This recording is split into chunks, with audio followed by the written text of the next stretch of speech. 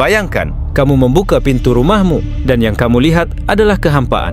Hamparan debu abu-abu, langit hitam pekat tanpa bintang, dan bumi yang menggantung kecil di kejauhan. Apakah kamu bisa hidup di tempat seperti ini? Tapi, tunggu dulu. Ini bukan sekadar pertanyaan. Ini adalah rencana nyata umat manusia. Dan jika kita gagal, ini bukan tentang mimpi yang hancur, tapi tentang masa depan yang mungkin tak pernah kembali. Bumi kita perlahan mulai sekarat, populasi meningkat, sumber daya menipis. Ilmuwan sepakat, jika kita ingin bertahan sebagai spesies, kita harus mencari rumah kedua. Dan bulan, tetangga terdekat kita, menjadi harapan pertama. Tapi pertanyaannya bukan cuma bisa atau tidak, melainkan haruskah? Bulan bukan tempat yang ramah. Tidak ada oksigen. Siang hari bisa mencapai 127 derajat Celcius dan malam hari turun hingga minus 173 derajat Celcius. Belum lagi radiasi kosmik. Di bumi, kita terlindungi oleh atmosfer. Di bulan, tidak ada pelindung. Satu badai matahari bisa mematikan.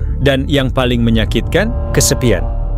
Bulan itu sunyi, terlalu sunyi. Jadi kenapa masih ada yang ngotot untuk tinggal di sana?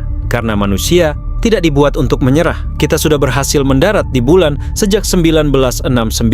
Dan sekarang, para ilmuwan sedang mengembangkan lunar bases, rumah tahan radiasi, menciptakan oksigen dari tanah bulan, dan bahkan bercocok tanam. NASA, ESA, bahkan China berlomba membangun lunar station pertama. Elon Musk bahkan ingin jadikan bulan sebagai batu loncatan ke Mars. Pernahkah kamu bertanya-tanya, siapa orang pertama yang akan lahir dan tumbuh besar di bulan? Mungkin bukan kita, tapi anak-anak kita atau cucu kita. Bayangkan mereka tumbuh tanpa langit biru, tanpa suara burung, tanpa hujan, tapi mereka akan punya sesuatu yang kita tak pernah miliki. Kesempatan memulai ulang, habitat bawah tanah, energi dari panel surya, air dari es yang terkubur di kutub bulan. Ini bukan fiksi ilmiah lagi. Ini adalah proyek yang sedang berjalan. Kita tidak sekadar tinggal di bulan, kita membangun kehidupan baru. Dan setiap langkah yang kita ambil di sana bisa jadi jawaban untuk menyelamatkan umat manusia. Tapi sebelum kita terlalu jauh, kita harus tanya pada diri sendiri, apakah kita ingin tinggal di bulan karena kita ingin masa depan yang lebih baik? Atau karena kita ingin lari dari kesalahan yang kita buat di bumi?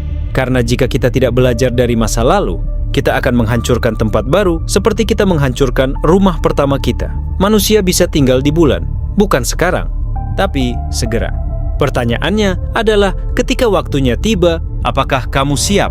Tulis pendapatmu di komentar. Apakah kamu ingin tinggal di bulan atau tetap bertahan di bumi dan menjaganya? Dan kalau kamu suka video seperti ini, tekan subscribe. Karena di sini kita akan terus membahas masa depan, misteri, dan segala kemungkinan yang belum pernah kamu bayangkan. Ingat, dunia mungkin kecil, tapi alam semesta tak terbatas.